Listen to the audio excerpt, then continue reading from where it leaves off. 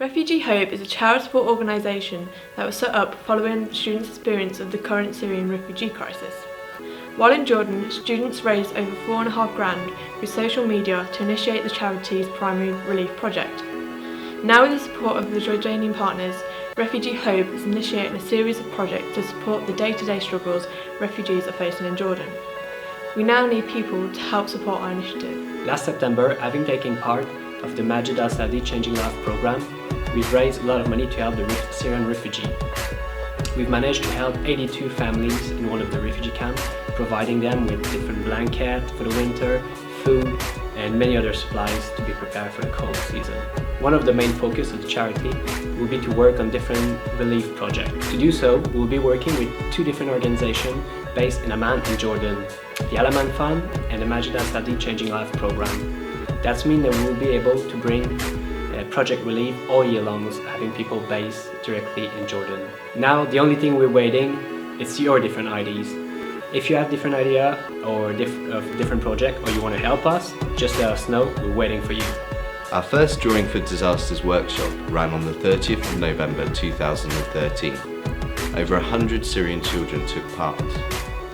The programme started out as a social enterprise scheme, where Syrian children were able to create products that we could then market and sell in the UK. This money would then be used for the Relief for Refugees programme or further Majid al-Sadi Changing Lives trips. A secondary objective we found with the workshops was they provided a platform for young Syrians to express their grief. This was done through the art classes and also offered the teams conducting the workshops an opportunity to develop strong relationships with mothers and children in Syrian communities. Carla Leopold said creating art after trauma is one of the ways to help children cope with post-trauma stresses and serves to bring lightness into their lives. One story that came from these workshops was a lady who had a son who was unable to express the grief of seeing his father killed in Syria. And during the workshop, he expressed for the first time his pain at losing his father. Drawing for Disasters is the first step for many of the refugees into the process of reconciliation after a period of complete turbulence. When leaving Syria, many of the refugees left their lives behind. Now they have to adapt to very challenging circumstances. To support this process, our Skills for Life program will be aimed at educating Syrians and also providing life-critical skills by utilising departments within the university. Of course, this will first require ethical approval and also professional advice and support. Our primary aim will be to develop camp infrastructure to meet minimum requirements of humanitarian response.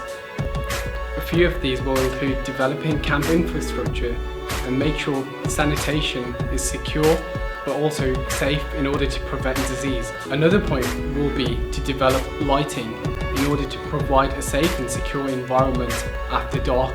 And finally, we will be looking to provide transport in order to transport sick patients to UNHCR care centres. So the Play for All aspect of the charity comes from the idea that in the refugee camps, the last thing anyone is thinking about is making sure that the children are having fun. So that's kind of where we come in.